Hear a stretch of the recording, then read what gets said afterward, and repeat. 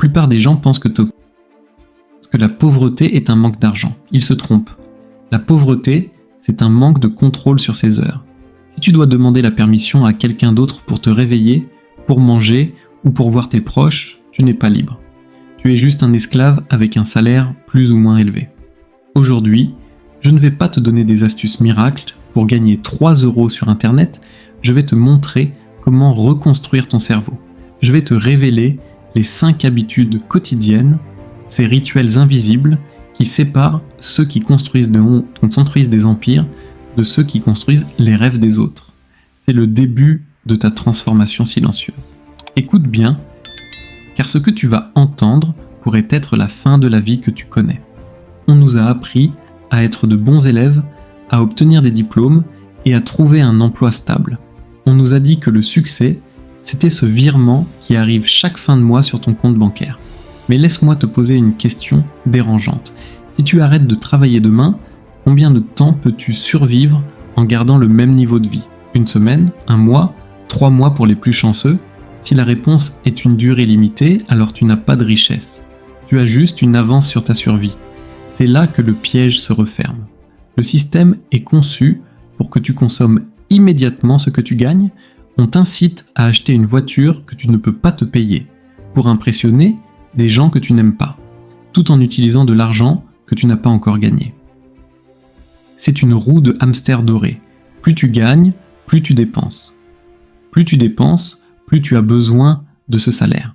Et plus tu as besoin de ce salaire, plus tu es prêt à sacrifier ta dignité, ta santé et tes rêves pour le conserver. Tu te réveilles fatigué. Tu bois ton café en fixant le vide, en redoutant cette réunion ou ce trajet dans les transports. Tu sens au fond de toi que tu es fait pour autre chose, mais la peur te paralyse. La peur de manquer, la peur du jugement, la peur du vide. Cette frustration que tu ressens le dimanche soir, ce n'est pas de la fatigue. C'est ton âme qui crie parce qu'elle sait qu'elle est en train de gâcher son potentiel. La richesse ne commence pas avec un compte en banque rempli. Elle commence par un refus, le refus de continuer à jouer à un jeu où les règles ont été écrites contre toi. Les riches ne travaillent ensuite pas pour l'argent, ils créent des systèmes qui travaillent pour eux. Ils ne cherchent pas la sécurité d'un salaire, ils cherchent la liberté d'un actif. Un actif, c'est quelque chose qui met de l'argent dans ta poche pendant que tu dors, pendant que tu marches, pendant que tu profites de ce que tu aimes. Mais avant de posséder ces actifs, tu dois posséder quelque chose de bien plus précieux, ton esprit. Tu dois tuer l'ancienne version de toi-même, celle qui cherche la sécurité, pour laisser naître celle qui cherche le pouvoir sur sa propre vie. C'est une transformation silencieuse. Personne ne verra tes efforts au début. Tes amis se moqueront peut-être de toi parce que tu ne sors plus le samedi soir. Ta famille s'inquiétera de te voir passer tes soirées devant un écran ou un livre au lieu de regarder la dernière série à la mode. Ils ne comprendront pas. Et c'est normal. On ne peut pas expliquer la vue du sommet à ceux qui ont trop peur de quitter la vallée. Le chemin vers l'indépendance financière n'est pas une ligne droite et joyeuse. C'est un tunnel sombre, étroit, où la seule lumière vient de ta propre détermination. Mais au bout de ce tunnel, il y a une réalité que 99% des gens ne connaîtront jamais. La possibilité de dire non. Non à un patron, non à un emploi dégradant, non à une vie médiocre. Est-ce que tu es prêt à payer le prix de ta liberté ? Ou est-ce que tu préfères continuer à payer le prix de ton confort apparent, un jour à la fois, jusqu'à ce qu'il soit trop tard ? Le choix t'appartient. Mais souviens-toi, chaque jour où tu ne construis pas ton propre empire, tu en construis un pour quelqu'un d'autre. Commençons par la première habitude, celle qui va tout déclencher. La première habitude des gens qui réussissent n'est pas de gagner plus, mais de cesser de perdre sans le savoir. Je l'appelle l'audit du vide. La plupart des gens vivent dans un brouillard financier et mental total. Si je te demande aujourd'hui combien tu as dépensé exactement le mois dernier dans des choses qui n'ont absolument rien apporté à ton avenir, saurais-tu me répondre ? Probablement pas. Et c'est là que le piège se referme. L'argent que tu laisses filer dans des abonnements que tu n'utilises ou n'utilises pas, dans des repas à emporter par pure flemme, ou dans des objets achetés pour combler un vide émotionnel, ce n'est pas juste de l'argent, c'est du temps de vie que tu as jeté à la poubelle. Faire l'audit du vide, c'est s'asseoir face à la réalité, aussi brutale soit-elle. Prends un papier, un stylo et regarde tes relevés bancaires des 3 derniers mois. Chaque ligne est une décision. Chaque euro dépensé inutilement est un soldat que tu as envoyé à la mort au lieu de l'envoyer travailler pour toi. Mais l'audit ne s'arrête pas à l'argent, il concerne aussi ton énergie. Avec qui passes-tu ton temps ? Tes amis te tirent-ils vers le haut ou sont-ils des ancres qui te maintiennent dans la médiocrité ? Regardes-tu du contenu qui t'apprend à construire ou consommes-tu du divertissement vide qui anesthésie ton cerveau ? La richesse commence par la clarté. Tu ne peux pas diriger un empire si tu ne sais pas où fuit l'eau dans ton propre navire. Cette habitude quotidienne consiste à noter chaque soir ce que tu as fait de ton temps et de ton argent. C'est inconfortable. C'est même douloureux au début. Tu vas réaliser que tu es ton propre saboteur. Mais c'est seulement en voyant tes chaînes que tu peux commencer à les briser. Une fois que tu as colmaté les brèches, il est temps de passer à l'attaque. C'est ici que se joue la différence entre celui qui finit sa vie épuisé et celui qui finit sa vie libre. L'habitude numéro 2 est la priorité absolue aux actifs. La règle est simple, mais elle demande une discipline de fer. Paye-toi d'abord. La majorité des gens reçoivent leur salaire, payent leur loyer, leurs factures, leur crédit, s'achètent un nouveau vêtement, et s'il reste quelque chose à la fin du mois, ce qui n'arrive presque jamais, ils le mettent de côté. C'est une stratégie de perdant. En faisant ça, tu donnes ton pouvoir à tout le monde, sauf à toi-même. Tu payes le propriétaire, le banquier, le commerçant, mais tu ne payes pas ton futur, toi. L'habitude des riches est inverse. Dès que l'argent tombe, avant même de penser à manger, une part est prélevée pour être investie. Que ce soit 10, 50 ou 1000 euros, le montant importe moins que la discipline. Cet argent n'est pas de l'épargne pour les vacances. C'est du capital. C'est une armée de petits soldats que tu envoies sur le champ de bataille de l'économie pour qu'ils te ramènent des prisonniers. Comprends bien ceci. Un actif est quelque chose qui travaille quand tu dors. Un appartement loué, des dividendes en bourse, un business en ligne automatisé, une chaîne YouTube qui tourne 24 heures sur 24. Chaque euro que tu investis est une brique de ta future prison de verre que tu brises. Le secret, c'est de tomber amoureux du processus de construction de ces actifs plus que du plaisir immédiat de la consommation. Quand tu vois ton compte d'investissement grimper, tu ne vois pas des chiffres. Tu vois des jours de liberté. Tu vois des lundis matins où tu n'auras plus jamais à mettre de réveil. Tu vois le pouvoir de dire non. Au début, ce sera lent, très lent. Tu auras l'impression de faire des sacrifices pour rien. Tu verras tes amis s'acheter la dernière voiture en leasing, alors que toi, tu investis dans des livres, des formations ou des actions. Ils auront l'air plus riches que toi, mais souviens-toi de ceci. Ils décorent leur cage, tandis que tu es en train de forger la clé de la tienne. C'est une guerre d'usure. C'est ta patience contre tes pulsions. Et chaque jour où tu privilégies un actif sur une dépense inutile, tu gagnes une bataille. Avant d'aborder la 3e habitude, nous devons parler du plus grand prédateur de ta richesse, ton propre cerveau. Nous vivons dans l'ère de l'instant. Tout est fait pour te donner une dose de dopamine immédiate, une notification, un café sucré, un achat en un clic. Le système sait que si tu ne peux pas attendre, tu ne pourras jamais posséder. La gratification différée, c'est la capacité de sacrifier un plaisir présent pour un gain futur bien plus grand. C'est le super pouvoir des 1%. Imagine que je te donne 2 choix, 10 000 euros tout de suite ou 1 centime qui double chaque jour pendant 30 jours. La plupart des gens, guidés par la peur et l'impatience, prendront les 10 000 euros. Mais celui qui comprend les lois de l'univers choisira le centime. Pourquoi ? Parce qu'au bout de 30 jours, ce centime sera devenu plus de 5 millions d'euros. C'est ainsi que fonctionne la richesse. Au début, c'est invisible, c'est frustrant. Tu travailles, tu économises, tu étudies et rien ne semble bouger. C'est ce qu'on appelle le plateau de potentiel latent. C'est le moment où 95% des gens abandonnent parce qu'ils ne voient pas de résultats immédiats. ils disent « ça ne marche pas ». Mais le stoïcien sait que le travail n'est jamais perdu, il est stocké. Est-ce qu'il est stocké? Chaque jour où tu résistes à l'envie de dépenser, chaque jour où tu choisis de travailler sur ton projet, au lieu de sortir, tu accumules une pression immense. Et un jour, la digue cède. Ce que les gens appelleront de la chance n'est en fait que le résultat explosif d'années de gratification différée. La richesse est un jeu de patience, pas de vitesse. Cela nous mène naturellement à la troisième habitude, l'apprentissage obsessionnel. Écoute-moi bien, ton compte en banque est le reflet exact de tes compétences. Si tu gagnes le SMIC, c'est que le marché estime que tes compétences valent le SMIC. C'est dur à entendre, mais c'est la vérité brute. Si tu veux que le chiffre sur ton compte change, tu dois changer ce qu'il y a dans ta tête. L'habitude des riches n'est pas de lire pour se divertir, mais de lire pour s'armer. Pendant que la masse consomme des informations négatives, aux informations, ou se perd dans des débats stériles sur les réseaux sociaux, l'architecte de sa propre vie étudie. Il étudie la psychologie humaine, la vente, le marketing, la gestion du risque, l'histoire des cycles économiques. Pourquoi ? Parce que le monde change, mais les lois de l'argent et de l'ego humain sont les mêmes depuis des millénaires.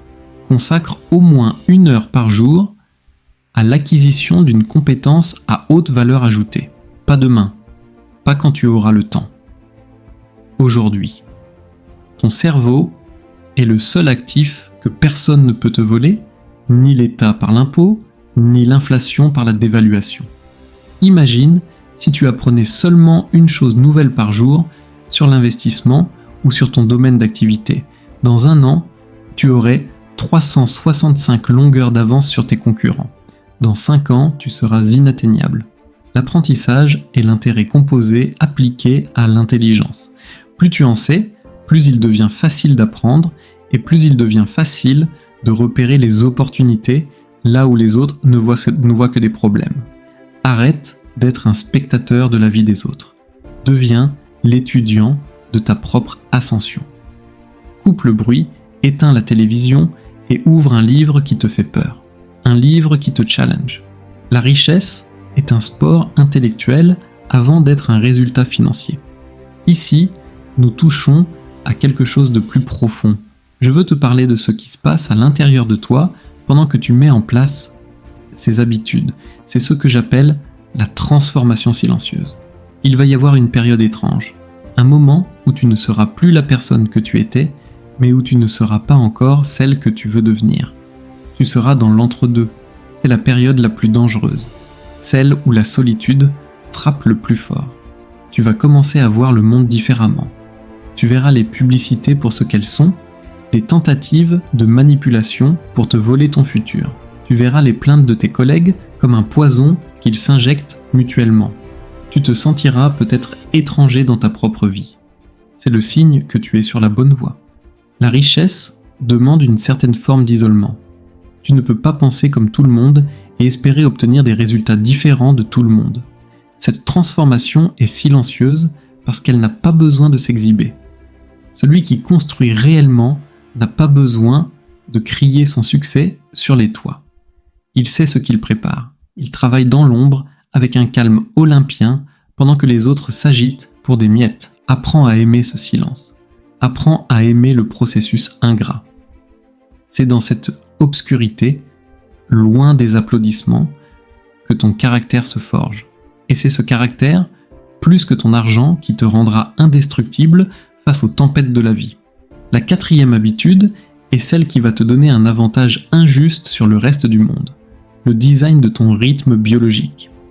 La plupart des gens commencent leur journée en état de défaite. Le réveil sonne, ils appuient sur snooze, ils repoussent l'inévitable. Quand ils finissent par se lever, leur première action est de regarder leur téléphone. Ils se laissent envahir par les problèmes du monde, par les emails de leur patron ou par la vie factice des influenceurs sur Instagram.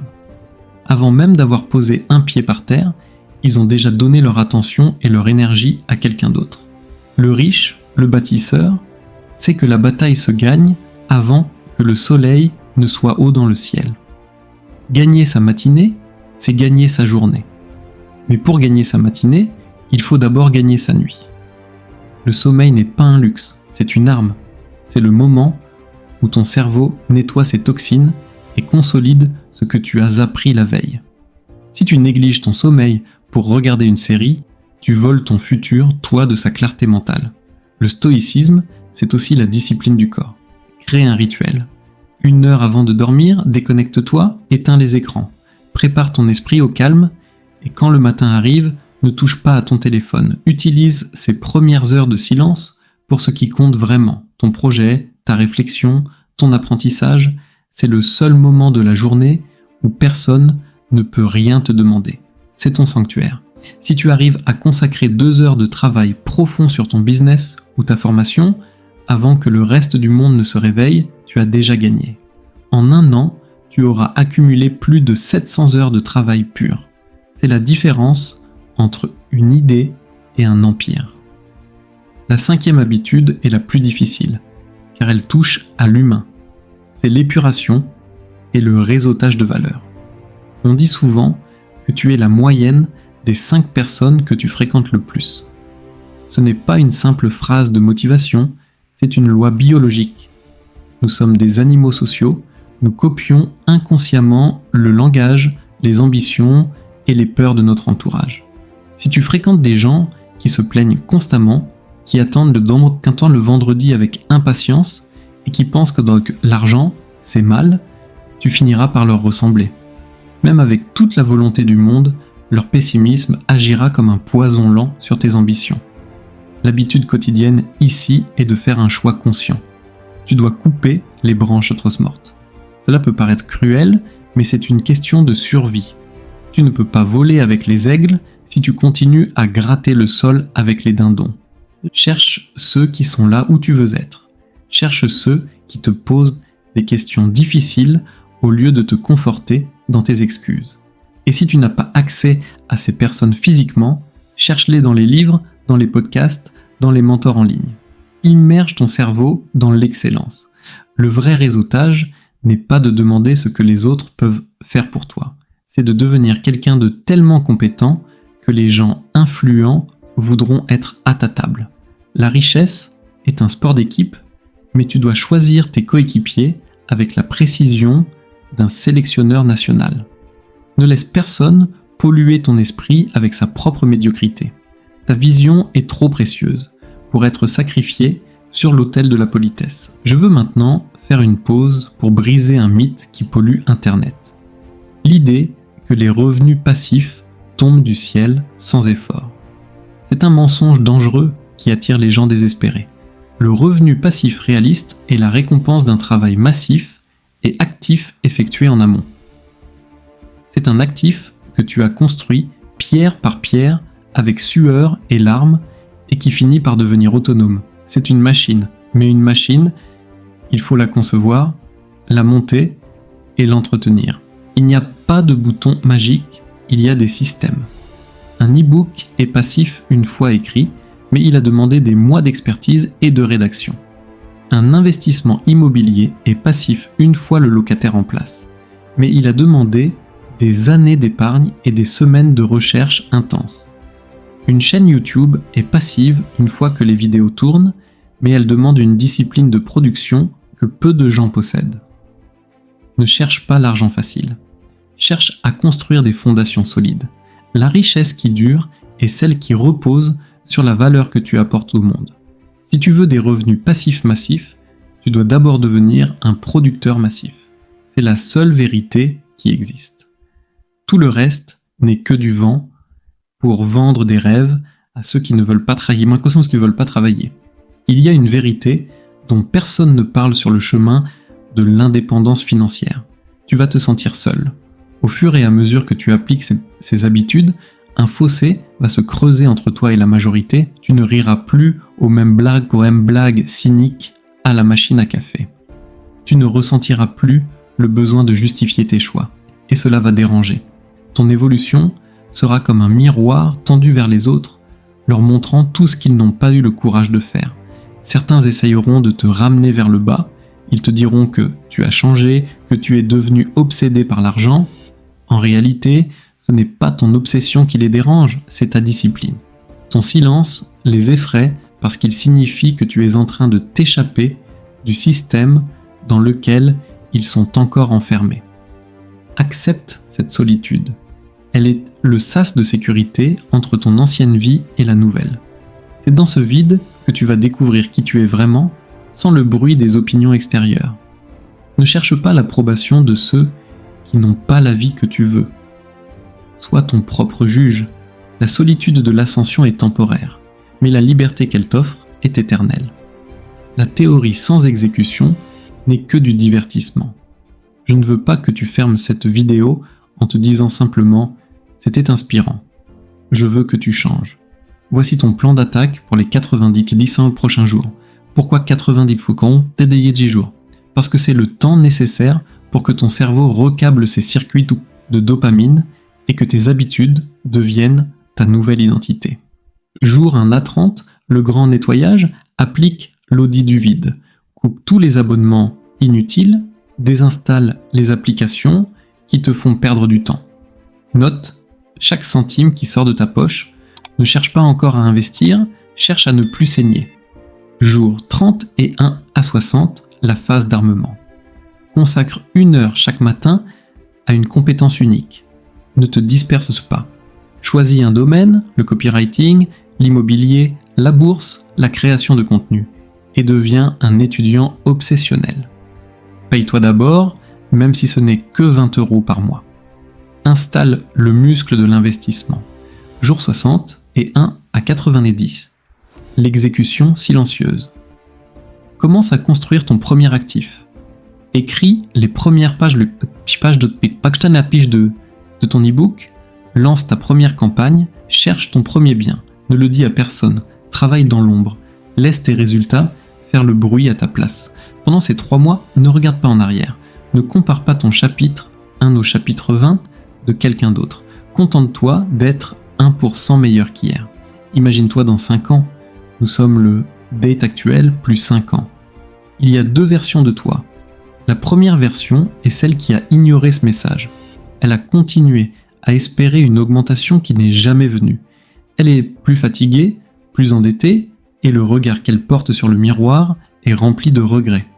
Elle sait qu'elle a laissé passer sa chance. Et il y a la deuxième version. Celle qui a eu le courage de s'asseoir et de faire l'audit de sa vie. Celle qui a choisi d'apprendre quand les autres dormaient. Celle qui a construit ses actifs un à un dans le silence et la discipline. Cette version de toi est libre, elle se réveille quand elle veut. Elle travaille sur ce qui la passionne. Elle n'a plus peur de l'avenir car elle possède l'avenir. Laquelle de ces 2 personnes va exister? Ce n'est pas le destin qui décidera. Ce n'est pas l'économie. Ce ne sont pas les politiciens. C'est la décision que tu vas prendre dans quelques secondes, quand cette vidéo s'arrêtera. La richesse est un voyage intérieur qui finit par se manifester à l'extérieur. Si tu es encore là, c'est que tu fais partie de cette minorité qui a la capacité d'attention nécessaire pour bâtir quelque chose de grand. Ne laisse pas cette flamme s'éteindre. Pour t'accompagner dans cette transformation, j'ai mis à ta disposition des ressources concrètes. Tu trouveras dans le premier commentaire épinglé le lien vers notre boutique. Tu y trouveras nos e-books, conçus comme des guides notes de terrain pour approfondir ces concepts et accélérer ta maîtrise de la psychologie financière. Ce ne sont pas des promesses de richesse rapides, mais des outils pour forger ton esprit et tes actifs. Considère cela comme un investissement en toi-même, le premier pas vers ton indépendance. Le chemin est long, mais chaque pas en vaut la peine. On se retrouve au sommet. Reste discipliné, reste affamé, reste riche.